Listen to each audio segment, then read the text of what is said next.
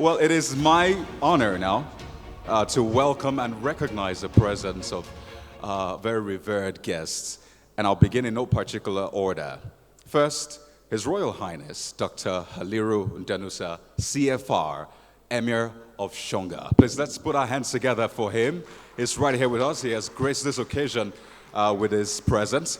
We also have in our midst His Royal Highness, Dr. Jacob Adetayo Hastrop, FCIPM, FNIPR, FHAN, FITD, JP, the Olumobi of Imobi Ijesha. Please let's welcome him. We also have here with us Olori Atuwase III, the Queen Consort of Warri. Ladies and gentlemen, let's give her an Abuja, Lagos, Nigeria welcome here today. Also with us is Sheikh Mohammed Nuruddin Lemu, who's a Director, Development Initiative of West Africa, DIWA. You're welcome, sir. And Father Atta Barkindo is Executive Director, the Kuka Center Foundation. Father Barkindo, you're welcome as well. Also in our midst is a Program Manager, Ford Foundation, Joy Ehino Esezobor. You're welcome. As well as Anita Kemi da Silva Ibru, who's a founder of Women at Risk International Foundation, WARIF. You're welcome as well.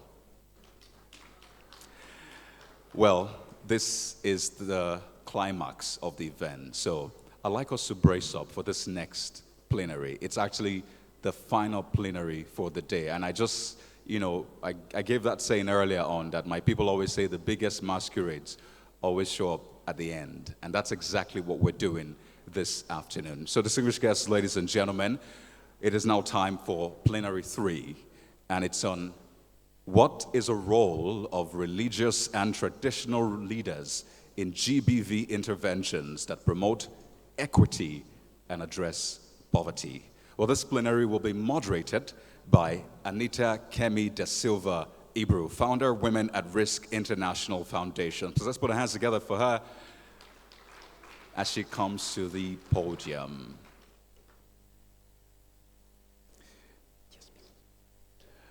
But we'd like to do some context setting to begin with, so we'll understand why this conversation is important.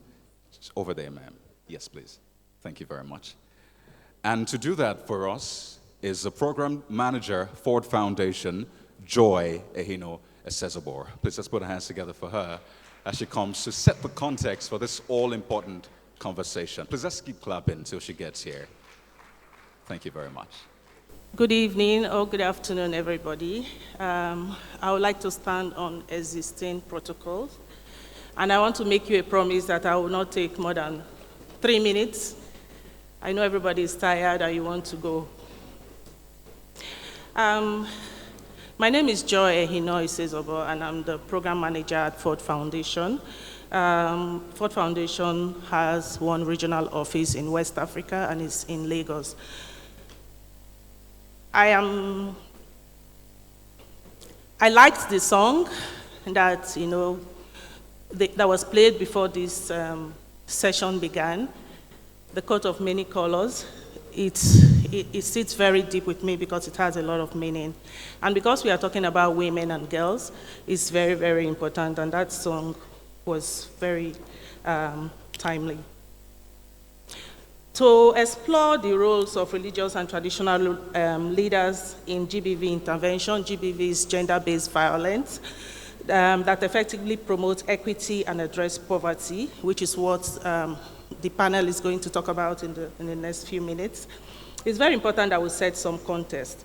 And I'm going to do that and also talk a bit about the Ford Foundation and the work we are doing about preventing gender-based violence in West Africa. As we all know, Nigeria has very rich culture. We are a people of faith, and we're people of faith, and our religion is very diverse. Our traditional rulers play very key and influential roles in our communities. This influence could be either positive or negative, depending on how it is channeled. Their stance on gender roles and relationship can either perpetuate gender-based violence or help challenge and transform harmful norms. The key word here is shift.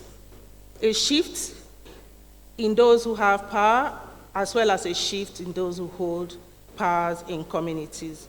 GBV is any harmful act, as we know, that is directed at an individual based on their gender. It is rooted in gender inequality and power imbalance, which result in physical, emotional, and economic harm to victims. This act often disproportionately affects women and girls. In 2018, data shows that from Nigeria Population Commission that 31% of women and girls in Nigeria, reported that they have experienced sexual or physical violence at one point or the other in their lives. Is this fair? Is this equitable? Of course it is not. For the purpose of equity, we see it as involving fair treatment, opportunities, and advancement to all people while striving to identify and eliminate barriers that prevent full participation of some groups, particularly women. GBV is widespread across the country, constituting major hindrance to women and girls' agency and development. Violence does not just happen. We believe that violence is learned. I was in the education breakout session, and they were talking about how the rate of dropout of some young people from schools. And I thought to myself that the way young men are socialized play a key role in how they understand their perceptions in relationships, as well as how that is carried forward into marriages. How does this link to poverty? We know that GBV on its own exposes and exacerbates GBV by increasing vulnerabilities and limiting access to resources, education, and support system. In turn, GBV can also entrench poverty by diminishing victims' ability to participate in economic and social life. Women in rural and undeserved communities are particularly at the receiving end. When you throw in other marginalized identities, such as women living with disability, the consequences are higher. So what are the roles of traditional rulers in all of this? Religious and cultural leaders play a very crucial role in contributing to social norm change in our society. As custodians of our customary laws, we see our leaders of faith as important in implementing laws guiding our women. They serve as moral compasses within our communities, providing guidance based on religious texts, tradition, and cultural practices. They are important contributors to implementing laws and policies that are related to preventing and ending gender-based violence. It is sad when domestic violence is passed off as a family matter or a minor offense. Our traditional rulers can also use their influence to advocate for better policies and push its implementation both at the local and national level to protect victims and promote gender equity. The Ford Foundation recognizes this, and that is why we are investing in making these shifts in our approach to addressing gender-based violence. The shift we are moving forward, our focus is moving towards prevention. We believe that our approach is not reactive but proactive. We will rather that the violence don't happen at all than spending money to respond to violence. And we cannot do this on our own, irrespective of the resources that we have available. Other sessions have talked about multi-stakeholder approaches to addressing different issues, and we think that multi-stakeholder approach in addressing GBV is very key. We have funded women's rights groups, feminist groups, and even government agencies like the Ministry of Women Affairs, NAPTIP, and a number of others. We've also worked extensively with the UN Women, and these groups have, done amazing work, including, civil society organizations. They've done amazing work in either response and in trying to prevent GBV. But this effort, we recognize this effort, but we see that GBV cases are increasing continuously, An example is during the COVID-19 lockdown, we saw a spike in the increase of gender-based and intimate partner violence. And the Ford Foundation is thinking that the issue is about shift in attitudes. We want to get to a point where people know that it is wrong for you to beat your wife. It is wrong for you to emotionally abuse a woman. We've seen high-flying women, strong women in the corporate sector that have been beaten down because of intimate partner violence. And it is also important for young boys in secondary schools, young boys on the streets, young boys in the markets to know that it is wrong to grab, it is wrong to talk down on a woman. So Ford started this major shift, and we are thinking of, we looked back and saw how much we have invested, and we feel that we need to, take a dive back and try to address the root cause, those systemic issues and barriers that, undermine women in general. And that's where our traditional rulers, come in. They are a very strong voice, and they are the only ones that we think can make that shift happen.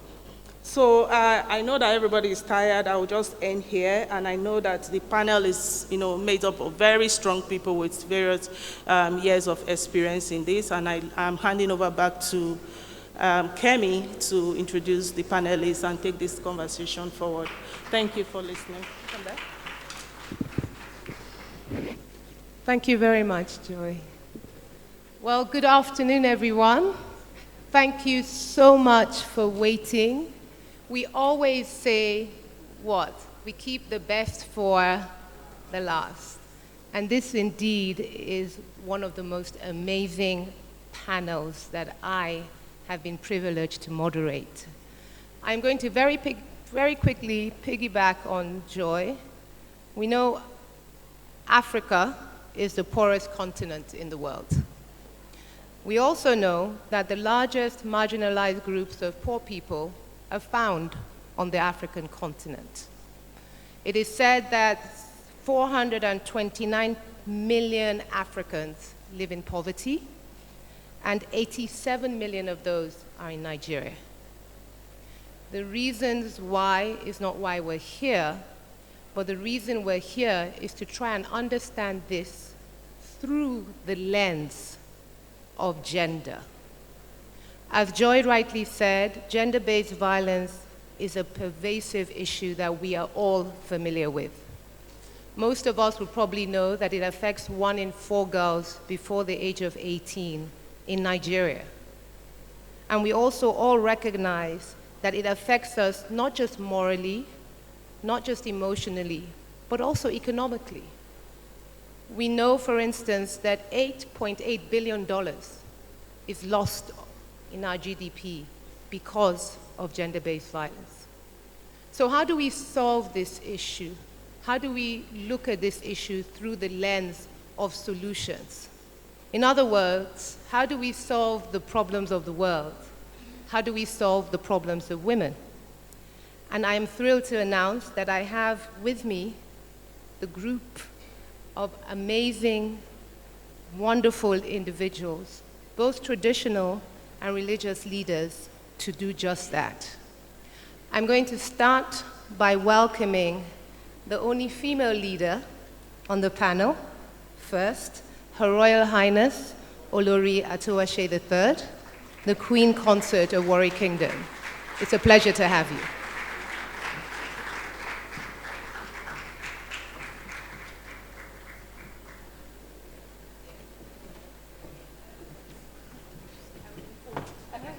I see. Okay, thank you.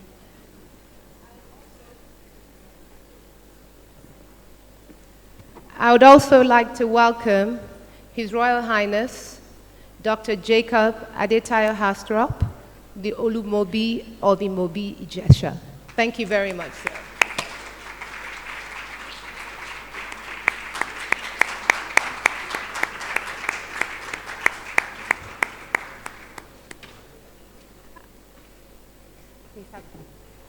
Thank you, sir. I'd like to welcome His Royal Highness, Dr. Haliru Indanusa, the Emir of Shonga. Thank you very much, sir, for coming.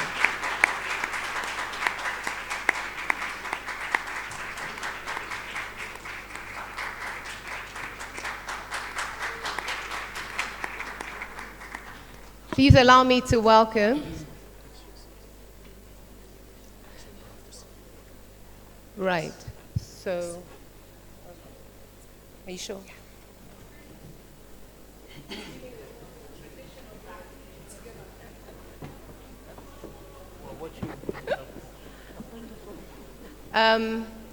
Sheikh Mohammed Nuruddin Lemu, Director of the Development Initiative of West Africa. Thank you so much for coming, Sheikh. And last but not least, Father Atta Barkedo, the Executive Director of the Kuda Center. Thank you very much, sir, for coming.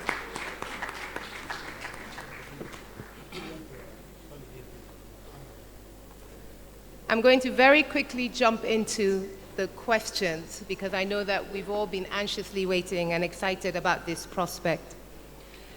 I want to start by saying that the intersection between poverty and gender-based violence may seem like a very clear line to most of us, especially when we look through the lens of gender inequality and equity. But then we struggle because, in spite of that, we're not moving forward in terms of our solution, and we're not closing the gap. And so this particular intersection is what I would like for you, Olori, to start us off with. I would like for you to give us your unique perspective on this intersection between poverty and gender-based violence, the fact that it is a very sensitive topic, and how you view this through the lens of the work that you do and the position that you hold in your community. Okay, thank you so much for that question. I think you said it rightly when you said that the intersection of where poverty meets GBV, you could find like very direct correlation between the two. However, and that is right to an extent, but I do believe that GBV is based on, and maybe I would say, a poverty mindset more than economic poverty. I've come to see that whilst, yes, GBV is experienced in more impoverished communities, it's still experienced across communities that are more well-to-do. As a wife of a traditional ruler and one that holds a lot of, I suppose, interacts with women daily, I've come to see across different strata within our communities. And yes, the majority of our communities are impoverished, but I've come to see that it's the view of women more than the size of the pocket that actually contributes to gender-based violence. It's how we perceive women more than the economic situation of the men that actually contributes to gender-based violence. Thank you. Thank you very much for that. And I'm going to turn my attention now to Your Royal Highness, Dr. Hastrop. I'm sure in Osun State, like most communities, there are well-established traditional governance. And I'm sure that these laid out structures you uphold as your community does. I would like to understand, and I would be grateful if you could share your experience in how you integrate these traditional governance structures with gender concepts, and perhaps how you are able to align the two, given that you're serving a community that perhaps may have challenges when they try and align those two different concepts. Thank you very much. Thank you very much for your question. Good day, everyone here, and all the panelists. the issue of governance structure in traditional institutions is also against GBV, because it's the chiefs, the council of traditional institutions is highly dominated by men. In our area, the only woman that we have in the governance of traditional structure is the head of the woman. We call the Yalode or the Yellow Bearing, the head of the woman. But from my own experience, I know that we can't have just one woman in the structure of traditional institutions. So if we are talking about women empowerment, women issues, girls and other things, how will just one person, out of about 10 chiefs, and when the king sits in council, you just have only one woman. And so what would she say? How would she make contribution to help women and girls? So what I'm pitching and what I'm campaigning and what I've done in my own area is to say that, look, we have the head of the woman, we call that one Yellow Bearing. We also have the head of the market woman, we call her Yaloja, the head of the market woman, who is also a lady. So what I did is to make sure that we bring in the Yaloja to the governance of the traditional institutions. Then also, thank you very much. What I'm also working on is that we have the youth section, we have the male youth section, we have also the female youth section. So I'm also trying to ask the lady who is the head of the youth section and the male who is the head of the male youth section to please come and join the the traditional council to sit in council with us. So that, thank you. So that generally, we have the women, but 2 of them, but 3 of them now, who can make contributions when we sit in council. We have the young guy there, because I used to tell them, these youths, if we don't manage them very well, they can drive all of us away from this place. So the best thing is to carry them along in whatever we're doing. So the era, I say, the traditional institutions now is blessed with educated, exposed, advanced men. My daddy here is a medical doctor and he's a traditional ruler. I also have a PhD, so we're all exposed. So we are the one campaigning against this change. And the change we're campaigning against must encourage the involvement of women, girls, and the male youths. I think I can stop there because of others. Thank you. Thank you very much. And I'm sure we're all very excited to hear about the changes that will be made in the governance structure soon in Osun State. Your Royal Highness, Dr. Ndenusa, I'm going to continue in that line of questioning. I'm going to say that at WARIF, my organization, as I shared with you earlier, we work with a lot of traditional leaders, and we see the positive impact that this has, especially on the empowerment of women in these communities.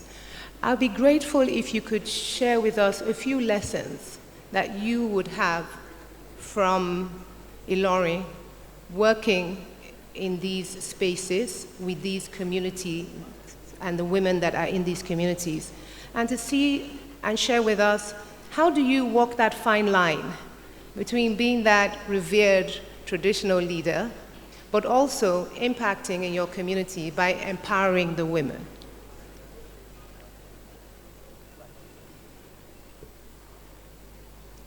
Good afternoon, everyone. I was thinking of the 3 minutes of Joy had, and so I know that if I'm asked to speak for 3 minutes, I can have 6. However, let's be very brief. I think I might go a bit backwards. The traditional institution is amorphous, and since you're all program people looking for how to implement issues, let me start from that point. There are 2 basic, 2 extremes. There's a hierarchical system. Oh, I'm sorry about this. Okay. There's a hierarchical system of layers of paramount, sub-chiefs, to get to community level. So it's a network, an arborization. The messages go down, can come up, and make things easy for your programs. Then there's a republican system where people are all clustered as 9 people with premiums inter pairs. One person becomes head, then the next old person becomes head, and so on and so forth. They have different ways of implementing programs, and they have different implications for your programs and whatever you want to do. Quite important. Now, the traditional institution is quite old, very old, and it just survives and keeps surviving. And people have actually got to a point where they forgot that asset until recently when there's a revival. I'm coming from a different angle for you, but for example, when the polio thing came, it just wouldn't go away. But it was in the communities. So then people thought, look, who is there in charge of community? Can't we use them? And that's what brought about these community-based issues of implementation of programs. And it has been effective. Polio went within 1 year, 2 years, and then dragged on. Now, in terms of women empowerment, we are the theater in which everything happens. Battering, love, whatever you want to say, child abuse, and so on and so forth. And like you said, it depends on what issue you pick. Some of us are perpetrators of the crime, and some have now gotten above that. There's now a group of, what I say, traditional leaders with progressive attitude, progressive minds. And this is a group now that is coming forward, launching a group called Kotla and so on and so forth. And everything you say about equality, we believe in it. Equality affects, if you're not equal, equality in the sense of values you attribute to people because of their sex. But people have got things that are natural. You've got breasts, reproductive organ, so those things cannot be changed, they cannot be equal, they cannot be shared. But opportunities can be shared, and that's what's difficult for people to appreciate. So you have to go through that barrier of equality, saying that we're not saying you're exactly the same, you have different natural rules. But when it comes to opportunity, like for example, I had a painful experience with my macho image in class 3 primary school, no, class 5 primary school. A girl beat me and I cried. Wow, who is she? How could she? And so on and so forth. I was doing all, then that day they said, I said, it's Ojoro. But the girl was fine. She kept a very good thing throughout. In universities, we did the same thing. We met girls, I read medicine, but 5 girls in my class. And 3 were married. The 3 that were married beat the 2 that were not married, and all of them beat most of the boys. Simply put, if you give them the same opportunities, they can do as well or even better. Why deny them the opportunity? It's going to be religious factors and so on, other cultural factors. The religious man is here, is well groomed on the issue, and you'll have your good round for your money. The cultural man is here, and I'm here. And with our type of education, we would not push away. Now, empowerment takes so many forms. Allow them work, create rooms for them, like women who are in the palaces, people who listen to women when they have complaints. Through them, we get to know many things. I'm afraid I'm not answering your question, but I know where I wanted to come from, and I have just set the pace for other things I want to say. Let me stop here. Thank but you if very you much. Want a specific question, I can answer that. But thank you. I will say, sir, that in my time, a few years after you, we had more boys in my class, but we were still beating them in medical school. Well done. I would like to turn my attention to Sheikh Lemu, and I want to bring the Islamic perspective into this conversation of ours. It is clear to me that combating harmful practices such as gender-based violence, gender inequity for Sheikh Lemu is embedded in the aspect of your work, quite rightly so. And I wonder if you could help us to understand how you leverage your teachings in tackling this issue. Thank you. Thank you very much, and good afternoon or getting close to evening to everyone. I think,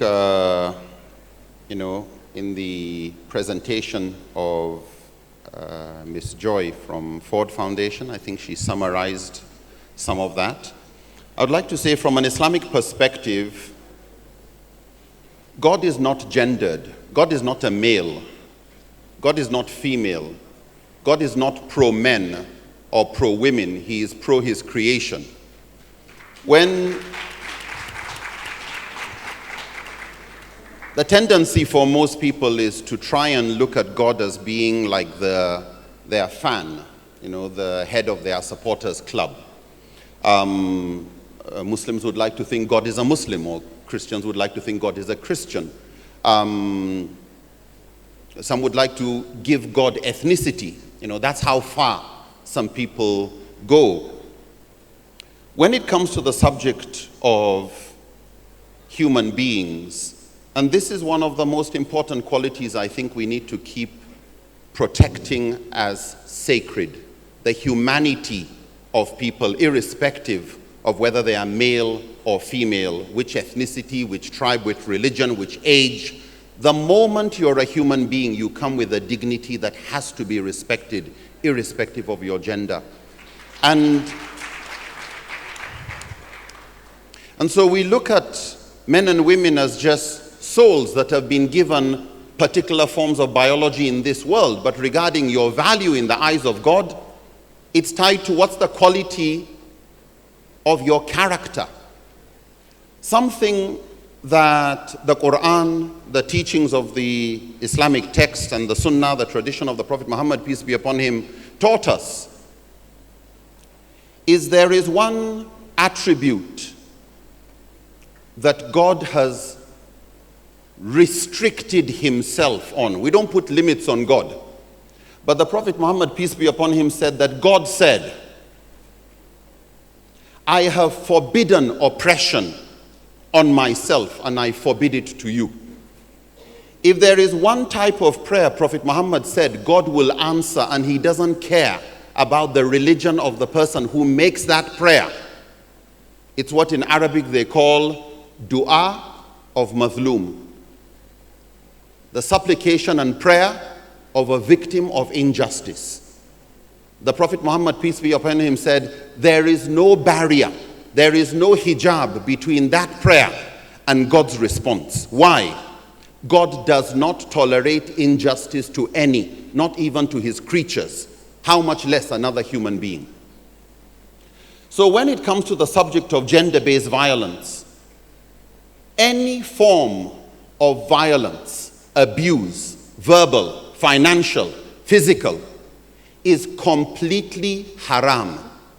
Haram is the Arabic word and the Islamic legal word for being prohibited and punishable by God. Do we bring our own biases to try and justify it? Do we bring our own chauvinistic, misogynistic biases to try and justify it? That becomes one of the biggest challenges, because as a general rule, human beings tend to prefer God to submit to their will than for us to submit to God's will. And so in response, the Islamic position is that men and women are equal in their humanity in the eyes of God, and injustice in any form should not be tolerated by God-conscious people. You love for the other what you love for yourself is not just you love for a man what you love for yourself. You love for the other human being what you love for yourself. And this is a thread across all religions. Unless you want to dilute or manipulate it to suit your own interests, then that becomes the big challenge of religious leaders, to overcome their own biases, to recognize it when it's out, and to strive towards making sure we have a more just society. Thank you. Thank you. Thank you very much. So for me, I think the most important thing is recognizing that through the Islamic perspective, God is gender neutral and gender-based violence is haram. Thank you very much, Sheikh. Father Bakindo, saving the best for the last. I would like for you, please, to share with us, as an executive director of a renowned religious organization, what your view is what the church's view is in addressing gender-based violence. I think I would like for you to explain and perhaps share with us your view through the community and how the community should view this if they were to come to the church with this issue. And perhaps share if there are any frameworks that are already available that the church leans on in addressing this issue. Thank you very much. Thank you so much. So, Mr. Nuruddin has spoken quite a lot, and I think the position is very, very similar to that of Christianity and the church, that we are all created in the image and the likeness of God, and therefore we are all equal, and nobody should be exploited, nobody should be abused, nobody should be terrorized, nobody, should just be dumped or marginalized or excluded. So that is very common among, most religions. But the fact is, religion itself exists within a context. And what Nuruddin myself have expressed is the ideal. The texts are interpreted by people who live within a political situation, economic conditions, social conditions. They have interests. They align with networks, with different groups. People want to survive. People want to grow. People want to be promoted. So the temptation, therefore, to exploit our differences, ethnic, gender, political, is really always very, very high. I will give you an example. I went to Singapore, and I had to say Mass in this parish as a Catholic priest. One of the things that shocked me, and I didn't know, they call it Pet Sunday. It was a Sunday for them to bring their pets for the priest to bless. People came with snakes. People came with crocodile, with goats. I was traumatized.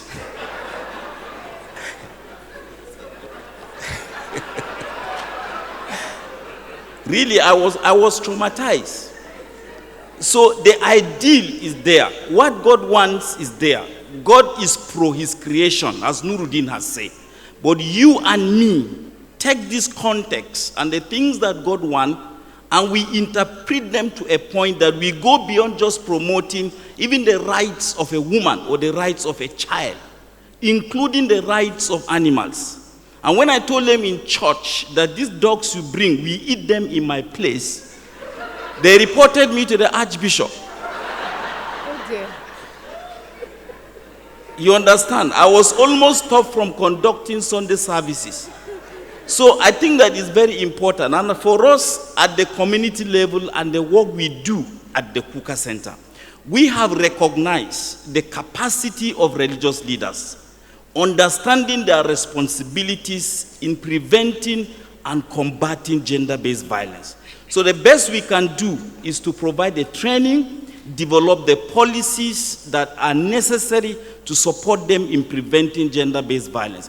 If you look at the UN conventions and protocols and policies and frameworks that have been developed, the concentration is on the humanitarian judicial interventions. There's actually no window and no opening for what role should religious leaders and traditional rulers play. At the end of the day, on Fridays and Sundays, they have access to millions of people. Their words carry a lot. I come from Adamawa State, really at the southern part. You mentioned about 87 million people who are living in poverty in Africa. A lot of these people are living in villages and communities at the border areas and on the fringe. Nobody knows about them. And we think that as a nation we have progressed. Yes, we have. But millions of people are left behind without education, in literacy, and all these sorts of things. If you go among the Koma people, for example, you go into the village, any woman that laughs and the two incisors are not there, she's a widow. The husband has died. So the moment your husband dies, they remove the two incisors.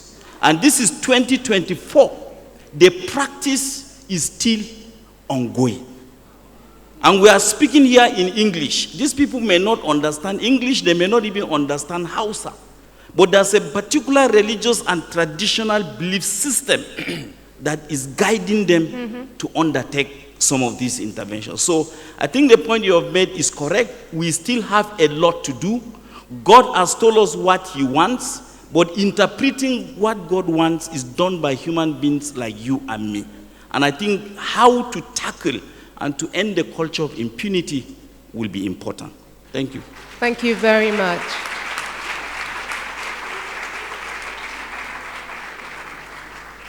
I think we have enough time for one more brief response. And in the interest of time, I think I will throw a question open and have each of you please respond. An important part of this summit is the outcome of the Purple Book, which is the advocacy document. And it's supposed to be a book on actionable plans, recommendations, and effective strategies on advancing gender, on poverty reduction. And so I think we have here an ideal opportunity to hear from actors such as yourselves, working in communities where you already hold great spheres of influence. You are already mediators, as I had mentioned earlier, in many cases, both on a community as well as a policy level. And so what I would like to ask each of you is, how do you see yourself playing a more active role? Are there any sort of engagements and approaches that perhaps you would like to share? Are there any sort of mitigating solutions that you have found in your communities that has assisted? Perhaps even resources or lack thereof. Please share with us through your individual perspective. I would like to start again with Olori and then work my way down. Okay, thank to you. Father Bakinda. Thank you. Thank you so much. It's been really enriching listening to everyone. And just to say, just to echo what the father said, traditional and religious leaders are not nice to have endnotes or anecdotes when it comes to the discussions on GBV. They're actually critical factors in shifting the trend of GBV in any community. And why is that? Because they're involved in shaping the identity of the people through culture, but also the belief system of the people. And so our roles cannot be underestimated or underemphasized. I've come to see, and I think I can only share my story, I think that that's the best way to see how we've actually made impact in the Warri Kingdom. We've got so many statistics on GBV. They say 1 in 5 girls in Nigeria are pregnant before they're 16, and that means that they go out to school. 1 in 3 girls have, or 1 in 3 women are abused. And I guess when you come to the Warri Kingdom, or being queen over the last 3 years, I've come to see that it's actually a lot more. We suffer a pandemic of, I actually call it a pandemic of child abuse in our kingdom and child pregnancies in our kingdom. I call it child because no girl that is 13 should be pregnant. She is but a child. However, we've seen systemic rape, systemic domestic violence, and through the initiatives that we've brought in, I think the first thing that we've done is modeling. One thing that my husband did was he modeled what it was to treat a woman equally. More than the many things that we do. We've got VAP, we've got the advocacy documents. These are great things, right? But they stay here if they're not translated down to community level, and if they're not translated to the language that the people can actually understand and see and address. You can only you know, you asked me at first, what do I think is the critical, what are the direct, what was the word you used? Intersections between GBV and I come again to say that it's the belief system. It's what you see. You can only become what you believe. And so the first thing that we've come to see in the short 3 years is modeling. When you treat women as traditional rulers, as equal to you, then the people begin to see the same thing. I've seen notable change in just 3 years alone, how the women in the Warrior Kingdom have become esteemed. The other day, someone was asking me what's been our greatest, I suppose, my greatest achievement. I came to see that even just something as small as the chief's wives, they're called Ayodris, right? When I first came on, there was a group of them that wanted to come together as I guess, just as a solidarity, as a club of sorts to, you know, support where they could.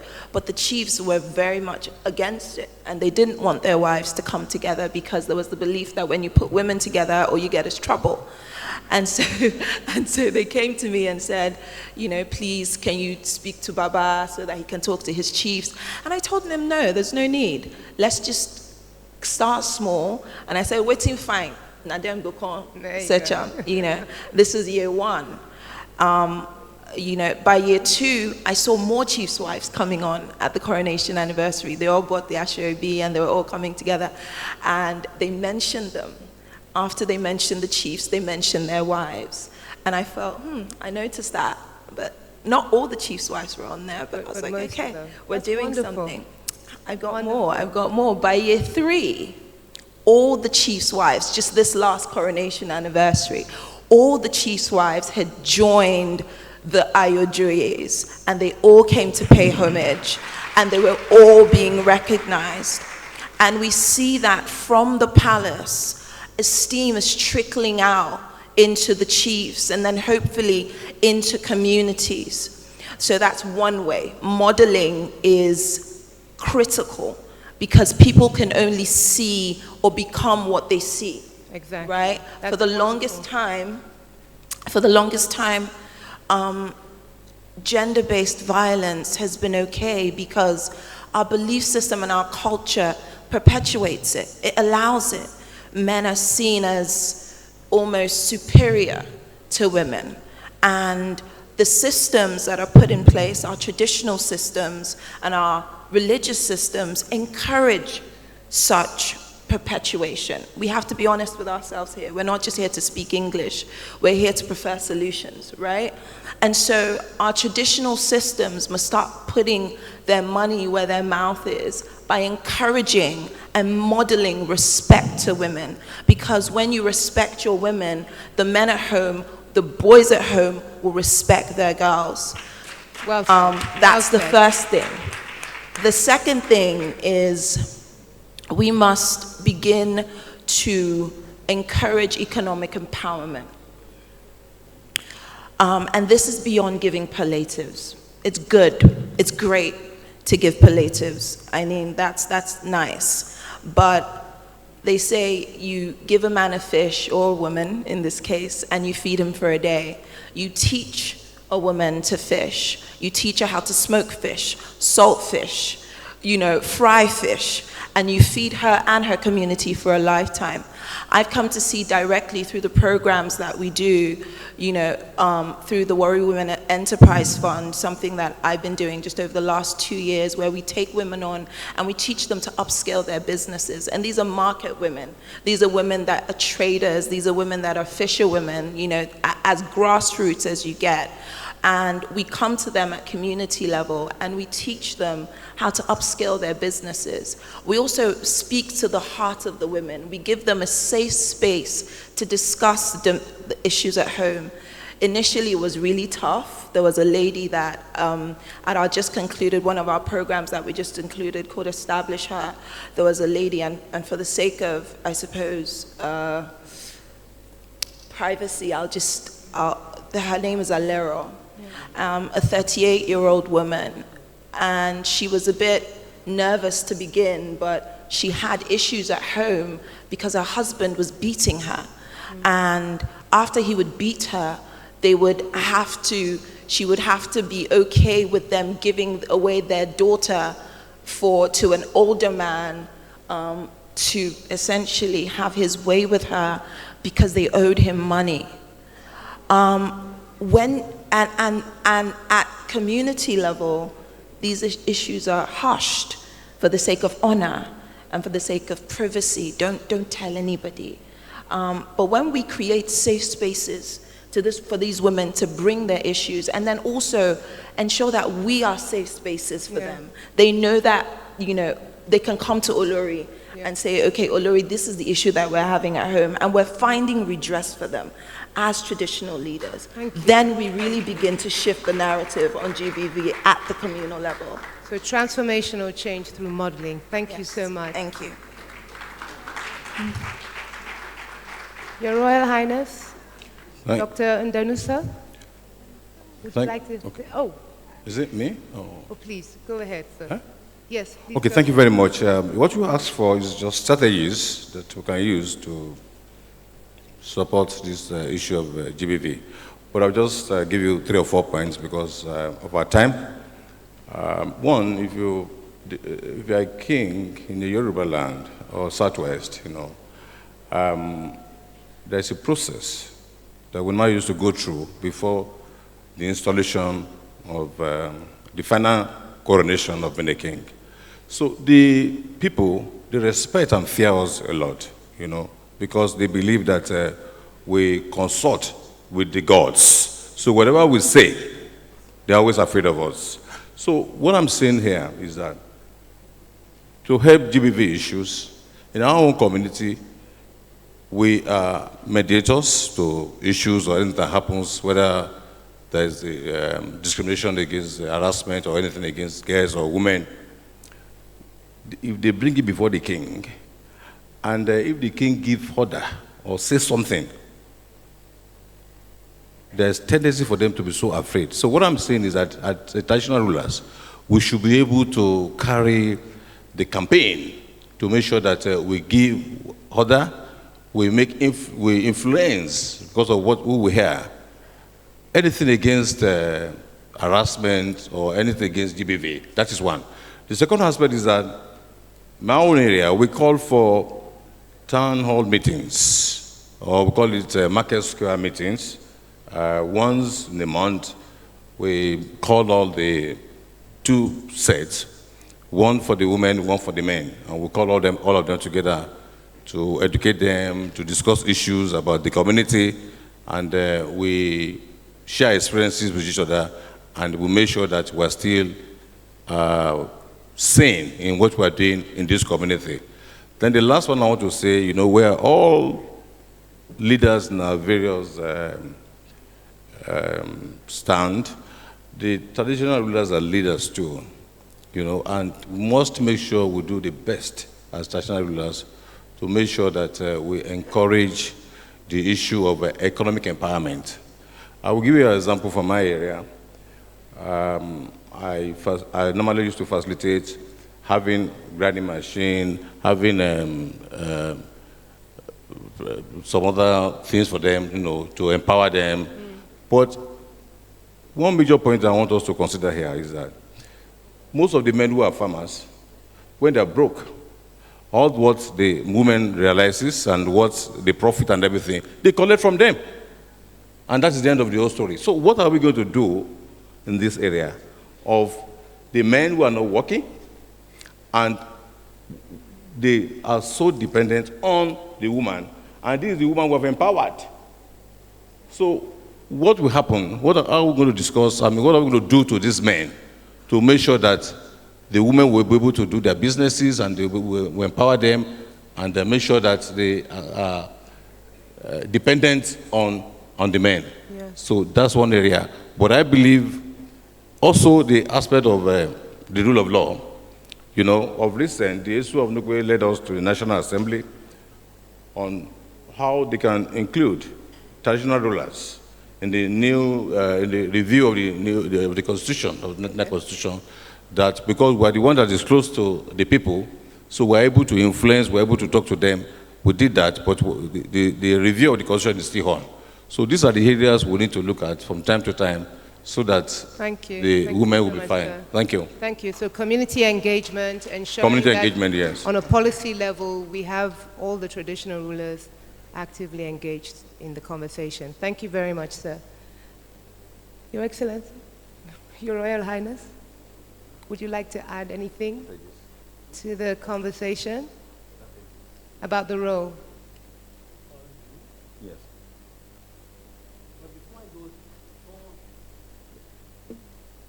I thought before I go there, I should give you certain very sad stories that make you so compelled that you have to change, and that some of our people have done, traditional rulers have done across the country.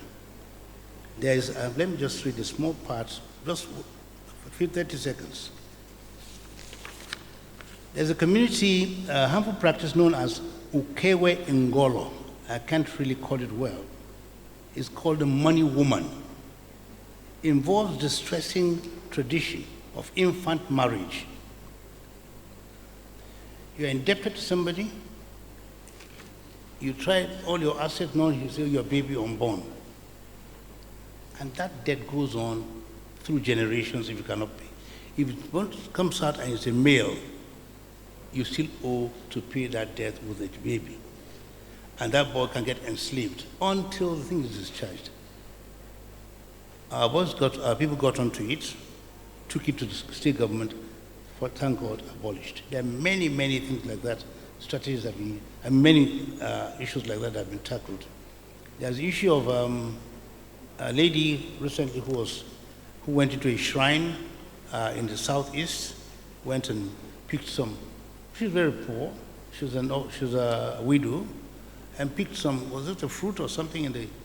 And she got the trashing of her life from the youth, real hitting, and that means you've desecrated our shrine. But she is hungry. So there's issue. There are areas where there's this balance you have to strike. This is tradition, but this is humanity, like the Imam says. And so the groups got cracking, make sure they went to court, and the boys were punished, appropriately punished. So if something like that happens next time, do I go for my tradition? If this is desecrated, my prayers will not be answered, or do I fear the law and rights of the woman? These things always come our way. So once you have traditional leader that is very convinced and knows that God is not where they are, what they are saying, they can still believe in what they want to believe, but humanity should be taken forward. So there are many stories cutting across like this that tells you. Now, empowerment of women takes many forms. One of the greatest issues is to give her land to farm. If they don't have land to farm, they remain dependent. So you create opportunities for them to have land. And then when they're sharing out fertilizers and inputs, make sure, in fact, I've just done that last week. I was giving about 250 bags of 450 altogether, bags to share. I cut out a good 30% for women. Those who were farming, we looked out for them and gave them the fertilizers, and so on and so forth. Then in terms of issue of the gender issue, remember, the health of the woman gets compromised, economic compromised, so many things, and you just treat her as second-class citizen, it does not thrive. So the economy of your country suffers from it. There's no country that does not respect gender that actually does not go backwards or remain low. All the countries that are respecting gender, you see them right at the top. Those who are not treating their women shabbily remain at the bottom because their output is not recognized, they're not economically empowered. Thank you. Now, schooling, child marriage is one of the most painful things, a child carrying a child. You discourage it severely, but there are certain caveats. Issue of birth registration has to be firmed up in your community because a small 17, a small 18 can be denied marriage, but a big 15 will be allowed to marry. And there are two things that I can use. If you're not getting proper birth registration, ensure they go to school. Without slippers, with torn pants, it doesn't matter, go to school. By the time they finish secondary school, they are always 17, 18, they are free. And they will have learned a lot and can be more dependent and better mothers. But a child of 13, 14, if you go into that argument, you will never win. Oh, the Muslims say this, something say that. Oh, no, it's right. In Egypt, it's the same. In America, there are some states that don't go by that argument because here we suffer more. A child that is 15 that has given birth has a chance of dying, has a chance of having maybe a cycle of poverty. So really, it just goes on and on and on. So one area, that child marriage issue, we have to be very firm about it. Thank you, Your Royal Highness. Okay? Thank you, sir. Thank you very much. I think we'll have a few minutes for last words from Sheikh and Father Bakido. A few minutes, do Sheikh. Okay. Sheikh Lemon? Yeah, I think as Father Berkindo made very clear, in every field, in every concern, there's a gap between ideals and reality. And what we want is how to narrow, reduce that gap as much as we can within our generation and leave the next generation to also do the best they can so that hopefully as we move through generations, this gap, hopefully we get closer to the ideal. And what can work? It's what works nearly everywhere. How do you solve the problem of incompetent mechanics? Because yes, your car may have a problem, but your mechanic may make the problem worse. How do you solve the problem of incompetent teachers? Capacity building. How do you solve the problem of incompetent tailors? Capacity building. But it's not just build their capacity, but you need to put pressure. You need to have legal reforms. You need to make sure not just the scholars have been trained, teachers have been trained. You need judges to be trained. Why? Because teachers and judges, lawyers, religious leaders, as human beings, come with their own biases, unfortunately, with their own prejudices against women. And when they come to deal with gender-based violence, you see this move, unfortunately, away from the ideals towards what has been the norm. So when it comes to this problem, one, you know, in agriculture, when you come to plant rice, you have two general approaches. One is broadcasting. Just throw it everywhere and hopefully it will gradually grow. It's cheap, but the yield is lower. If you really want yield, you plant your rice in one place. As they grow, you transplant and carefully put them at the right distance. When it comes to the problem of gender-based violence, I think there's the need for those players, when they want to now deal with religious institutions, to recognize there are scholars, but there are scholars that scholars don't respect.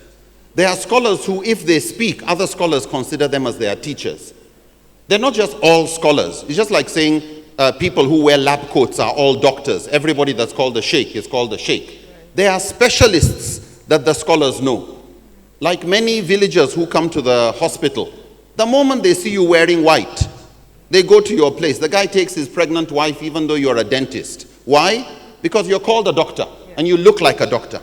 So when people are dealing with religious organizations, many religious clergy or religious leaders are also afraid of being instrumentalized for what may be viewed as just a Western agenda, whereas they view themselves as guardians of tradition, which they believe is right, but unless you build their capacity to see what is wrong with their beliefs, it's difficult to get them to do the change you expect them to do when they themselves are part of the problem. Thank you. Thank you. I just have, from the policy perspective, just one or two things to say. Conceptually, I think the gender, definition, most times we de-emphasize men. Please, try and include men in this issue, especially when it comes to allocating resources, doing the engagement, because everything seems to be about women, women, women. I'm a priest, and a lot of men also come to me to explain how they are abused by their wives. The second aspect is women are not probably always victims. And I think it's important. When we remove that victimhood, it becomes easier to make them active agents of change. So they shouldn't always be presented simply, as victims. And finally, I think, in my opinion, these issues are very, very structural. It's not possible that actors in the civil society organizations alone and on their own can resolve these issues. I think we must recognize our limits and where the government really should come in. This is important. I was reading on X, on Twitter, I think it was just 2 days ago, the absolute monarch in Swaziland, Eswatini, he took his 16th wife, the daughter of Jacob Zuma, who is 21 years, and the guy is already 50-something years. And the whole nation was celebrating. And he has a lot of influence at the level of the government in that country. How do you deal with these issues when the very government itself does not seem to have any problem with this type of thing? So what we can do, the limit of what we can offer, and where and when the government should also come in, I think it's important, because these are very serious structural issues. Because one of the challenges we have, you can't go to a community, a local community, and preach the prevention of gender-based violence, and then you walk away, leaving them in the same level of dispossession, aggressive poverty, and social and economic condition. You have only preached at the theoretical level. You haven't addressed the drivers and the factors of what a lot of women, young girls, and even men are going through. So collaborating with the government, I think, in my opinion, and holding the feet of government to fire, and making sure that the government is also held accountable in terms of, responding to the social and economic needs of the people. I think that will be very important. So this will be my recommendations. Thank you. Thank you. Thank you very much. So I think we've spent over an hour, actually, unpacking the many issues as it pertains from policy to practice, exploring the roles of the religious and traditional leaders in addressing gender-based violence and poverty. And I would like to thank our esteemed panel for all their contributions. I'm not sure if we have enough time for questions. Do we? No? Oh, no. So I think then what's left to be said is thank you for staying to the end. I hope we all enjoyed the session, and safe travels to each and every one of you back home. Thank you.